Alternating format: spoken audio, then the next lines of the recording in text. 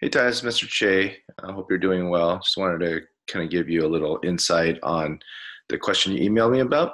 Let me share my um, screen with you, and I believe this is the question that you asked. Um, so what you have to do is you have to. They tell you that the area is 24, and so you have to split this figure into two different parts. There is this. You just put this line down here. Just imagine drawing a line down here. And the area of this would be x times 4x plus 1. And the area of this portion would be 3x. And what you would do is you would add the 3x with the 4x squared plus x and make it equal to 24. And once you make it equal to 24, it becomes a quadratic equation. All right, so let me do this. Let's do stop share and start share. So let's do this again. So we had a figure like this. Oops, let me draw this again. Like this drawing not gonna be too good, but it's like a boot.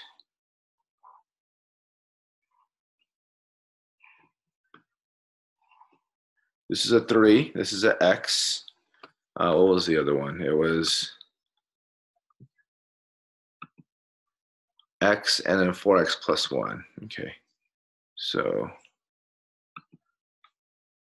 what was it again?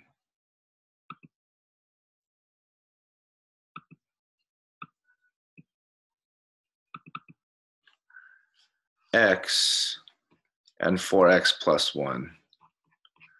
So you would make a line here, and this area would be x times 4x plus 1, and this would just be 3x. So you distribute this, it becomes 4x to the second power plus x, and you just add these two, so it would be 4x squared plus 4x is equal to 24. And so what you would do is you would solve this. There's a few ways of solving it. You could use the quadratic formula by subtracting the 24 and then doing the a, b, and c. But you could also just factor here. So I'm going to subtract the 24 here. And so this equals 4x squared plus 4x minus 24 equals 0. And you factor out the 4, so it's x squared plus x minus 6 is equal to 0. And let's factor this portion out. So if you factor the x method, it's negative 6 above and the 1 down here. So it would be 3 and negative 2. So it would be x plus 3 and x minus 2 equals 0. You can put the 4 up here, but because there's no variable with this 4, you kind of ignore it for this problem. So the answer is either going to be x plus 3 equals 0 and x minus 2 equals 0. So you subtract the 3 to both sides. X is equal to negative 3. And you add the 2 to both sides. And x is equal to positive 2. Now you ask, there's two answers. Which one would you choose? Well, in this case, a length, because x right here is a length, this can't be negative 3. You can't have a length of negative 3.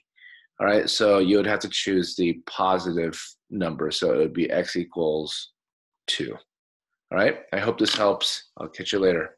Bye.